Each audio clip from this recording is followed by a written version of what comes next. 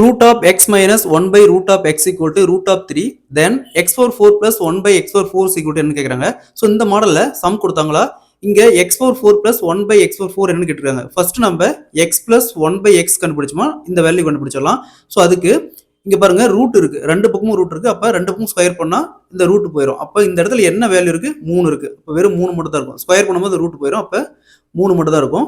இங்க மைனஸ் இருந்தா பிளஸ் 2, ஓகேங்களா. பிளஸ் இருந்தா மைனஸ் 2, ஓகேங்களா. மைனஸ் இருந்தா பிளஸ் 2, பிளஸ் இருந்தா மைனஸ் 2. அப்ப சீக்வல் டு 5.